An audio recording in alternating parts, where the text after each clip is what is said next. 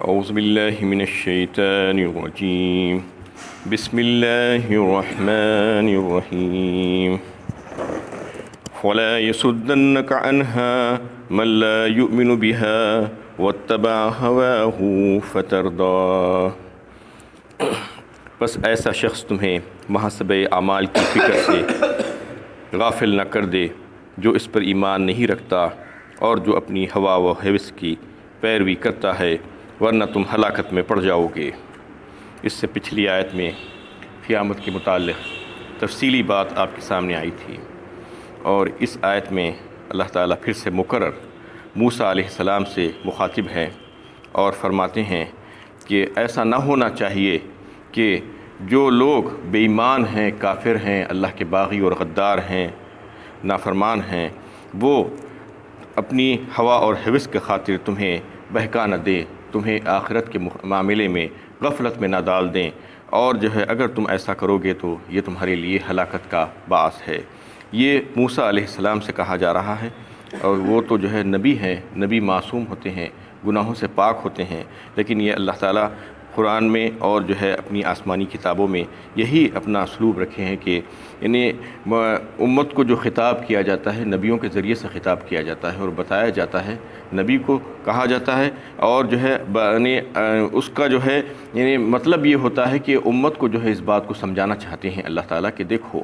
ہم جو ہے یہ جو چیزیں کرے ہیں تمہارے لیے، تم اس کو قبول کرو، اور تمہارے نبی کے لیے بھی ہم جو ہے یہی اصول رکھے ہیں۔ اس لیے جو ہے یہ بات بتائی گئی ہے کہ آخرت والی جو زندگی ہے اس سے غفلت کوئی اچھی چیز نہیں، ہلاکت کا سبب ہو سکتی ہے وہ، کیونکہ دنیا میں اللہ تعالیٰ نے ہم کو جو بھیجا ہے تو وہ آخرت کی زندگی کی تیاری کے لیے بھیجا ہے، اللہ کو راضی کرنے کے لیے بھیجا ہے۔ اللہ کو راضی کرنے والے عمل کر کے آخرت والی جو زندگی ہے، جو ہمیشگی کی زندگی ہے، اس کو جو ہے اچھا بنانے کے لیے بھیجا ہے۔ یہاں کی زندگی تو عارضی ہے، اس لیے جو ہے وما خلقت الجن والانس الا لیعبدون کہا اللہ تعالیٰ نے سورہ جاریات 12:27 میں،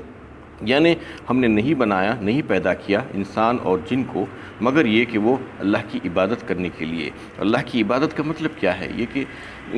دن اور رات ہمیشہ اللہ تعالیٰ کے احکامات کو جو ہے سامنے رکھ کر اپنی زندگی گزاریں، اور ان کی رضا کو جو ہے اور خوشندی کو سامنے رکھ کر زندگی گزاریں۔ یہ دنیا آخرت کی کھیتی ہے، اللہ کے نبی صلی اللہ علیہ وسلم نے فرمایا، کیونکہ یہاں پر جو بوگے وہاں پر وہی کاٹو گے۔ اس طریقے سے جو ہے اس میں آخرت کی ساری باتیں پچھلی آیت میں آ گئی تھی، اور مکرر جو ہے اس میں تنبیہ کر دی گئی کہ ایسا نہیں ہونا چاہیے کہ کوئی تم کو جو ہے غفلت میں ڈال دے اور تم جو ہے اس سے اس کو بھلا دو، اور پھر آخرت تمہارے لیے جو ہے گھاٹے کا سودا بن جائے اور وہاں پر تمہارے لیے ہلاکت ہو جائے۔ وما تلک بیمینک یا موسیٰ، اے موسیٰ آپ کے داہنے ہاتھ میں کیا ہے؟ یہاں سے موسیٰ علیہ السلام سے پھر سے خطاب کیا جا رہا ہے، اور موسیٰ علیہ السلام کو فرعون کے دربار میں بھیجنے کے لیے تیاری کی جا رہی ہے، اور ان کو جو ہے دو جو ہے معجزات عطا کیے جا رہے ہیں جو آگے اس کی تفصیل آئے گی۔ قال ہی عصای اتوکأ علیہا واحش بہا علی غنمی ولی فیہا مارب اخری، کہا یہ میرا عصا ہے، میں اس پر سہارا لیتا ہوں اور اس سے اپنی بکریوں کے لیے پتے جھاڑتا ہوں، اور اس میں میرے لیے اور بھی بہت سے فائدے ہیں۔ اللہ تعالیٰ نے جب موسیٰ علیہ السلام سے سوال کیا وما تلک بیمینک یا موسیٰ، اے موسیٰ تمہارے داہنے ہاتھ میں کیا ہے، اس کا مطلب یہ نہیں تھا کہ اللہ تعالیٰ کو یہ بات نہیں معلوم کہ داہنے ہاتھ میں کیا ہے، بلکہ جو ہے یہ بتانا چاہ رہے تھے موسیٰ علیہ السلام کو کہ آگے جو باتیں پیش آنے والی ہیں وہ بڑی حیرت انگیز ہوں گی، اور اس میں جو ہے پریشانی اور دہشت بھی ہو سکتی ہے، اس لیے ایک دوستانہ ماحول پیدا کرنے کے لیے کچھ باتیں کی جا رہی ہیں۔ اور دوسری بات یہ کہ موسیٰ علیہ السلام کو یہ بتانا بھی مقصود تھا کہ آپ اپنے ہاتھ میں جو چیز ہے اس کو اچھی طریقے سے دیکھ لیجئے کہ وہ لکڑی ہے یا کوئی اور چیز، کیونکہ بعد میں ایسا نہ ہونا چاہیے کہ وہ سانپ بن جائے اور آپ یہ سمجھنے لگیں کہ میں اندھیرے میں شاید غلطی سے جو ہے سانپ ہی پکڑ کر لے کر آ گیا تھا لکڑی کے بجائے۔ تو یہ جو ہے بتانا بھی مقصود تھا اللہ تعالیٰ کو کہ آپ اچھی طریقے سے دیکھ لیجئے کہ جو کرشمہ قدرت کا جو پیش آنے والا ہے اس کے لیے آپ تیار ہو جائیے۔ اس کے بعد پھر موسیٰ علیہ السلام نے جو ہے اللہ تعالیٰ کے جواب میں یہ کہا کہ یہ میرا عصا ہے یا اللہ، اس پر میں سہارا لیتا ہوں، یعنی صرف سوال تو صرف ایک ہی کیا گیا تھا، لیکن جوابات جوابات 3-4 دے دیے جا رہے ہیں، اس لیے کہ جب محبوب سے بات چیت ہوتی ہے تو اس کو ذرا طوالت دے دی جاتی ہے، مزید اور جواب، مزید اور تھوڑا سا وقت اور لگا دیں۔ تو یہ جو ہے یہ طریقہ موسیٰ علیہ السلام نے اختیار کیا اور کہا کہ اس سے میں اپنی بکریوں کے لیے پتے بھی چاڑتا ہوں اور اس میں میرے لیے اور بھی بہت سے فائدے ہیں۔ یہ بات ہوئی۔ قال القیہا یا موسیٰ، فرمایا اے موسیٰ اسے زمین پر ڈال دو۔ بس موسیٰ نے اپنی عصا کو زمین پر ڈال دیا۔ فَأَلْقَاهَا فَإِذَا هِيَ حَيَّةٌ تَسْعَىٰ، پھر وہ اسی وقت سانپ بن کر لہرانے لگا۔ قَالَ خُذْهَا وَلَا تَخَفْ سَنُعِيدُهَا سِيرَتَهَا الْأُولَىٰ، فرمایا اس کو پکڑ لو اور مت ڈرو، ہم اسے اس کی پہلی حالت میں لوٹا دیں گے۔ یہاں پر اللہ تعالیٰ نے سانپ کے لیے ایک لفظ لایا ہے حیہ، اور جو ہے سانپ کے لیے قرآن میں اور 2 لفظ بھی آئے ہیں، ایک آیا ہے جان اور ایک آیا ہے ثعبان، فَإِذَا هِيَ ثُعْبَانٌ مُبِينٌ آیا ہے سورہ اعراف میں بھی اور جو ہے دوسرے مقامات پر بھی، اور جان بھی آیا ہے۔ تو یہ 3 لفظ جو ہے الگ الگ سانپ ہی کے لیے آئے ہیں۔ جان کہتے ہیں جو بالکل دبلا پتلا چھوٹا سا سانپ ہوتا ہے اس کو جان کہتے ہیں، اور ثعبان کہتے ہیں بڑے اژدہے کو، اور حیہ کہتے ہیں چھوٹا اور بڑا سب تمام قسم کا سانپ، دبلا پتلا سارے سانپ اس میں داخل ہے۔ تو اس کا مطلب کیا ہے کہ کہیں پر جان، کہیں پر ثعبان، کہیں پر حیہ۔ تو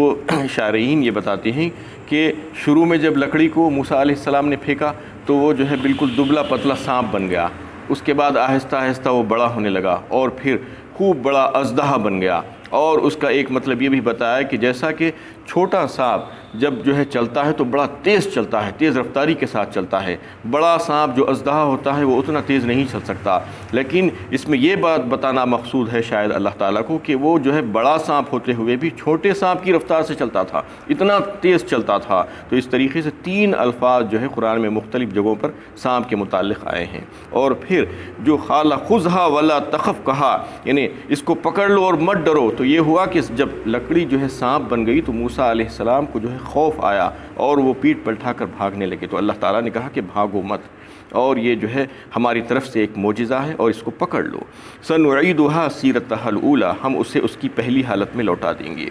یعنی جیسے ہی تم اس کو پکڑو گے وہ سانپ جا کر پھر سے جو ہے لکڑی بن جائے گا۔ وَاضْمُمْ يَدَكَ إِلَىٰ جَنَاحِكَ تَخْرُجْ بَيْضَاءَ مِنْ غَيْرِ سُوءٍ آیَةً أُخْرَىٰ،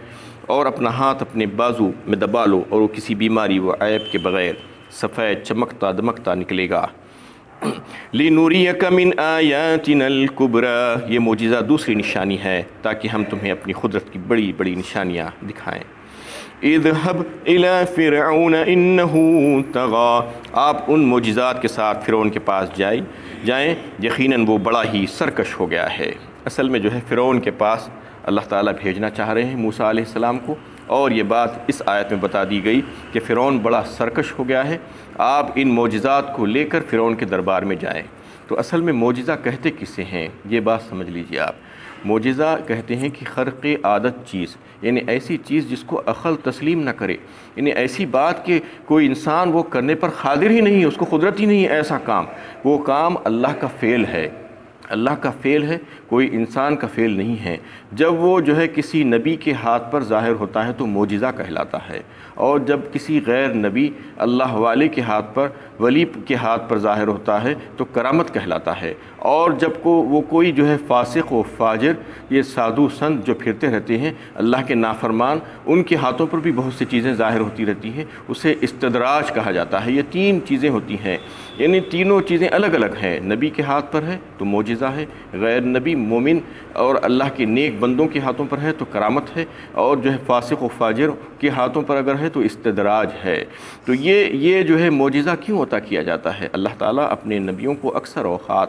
یعنی ان کی نبوت کی سچائی کی دلیل کے طور پر معجزات کو عطا فرماتے ہیں تاکہ قوموں کے سامنے جا کر وہ جو ہے اپنے معجزات، اللہ کی طرف سے دیے گئے معجزات کو پیش کریں اور اپنی نبوت کا اعلان کریں، کیونکہ قوم مانتی نہیں تھی۔ عام طور پر یہ ہوتا تھا کہ نبی جاتے اللہ کا پیغام سنانے کے لیے تو کہتے کہ تم کہاں سے آئے ہو، تم کو کس نے منتخب کیا، تو وہ معجزہ پیش کرتے، تو اللہ تعالیٰ ان کو معجزات عطا کرتے تھے تاکہ ان کی نبوت کی دلیل کے طور پر جو ہے وہ اپنے معجزے کو پیش کریں۔ اور جو ہے معجزات مختلف ہوا کرتے تھے، مختلف نبیوں کو مختلف معجزات دیے گئے۔ یہ ایسا کیوں ہوا؟ اس لیے کہ مختلف حالات اور مختلف قوموں کے لیے مختلف وقتوں میں جو ہے وہ اس کے مطابق اللہ تعالیٰ جو ہے معجزات عطا فرمائے. جیسا کہ موسیٰ علیہ السلام کو جو ہے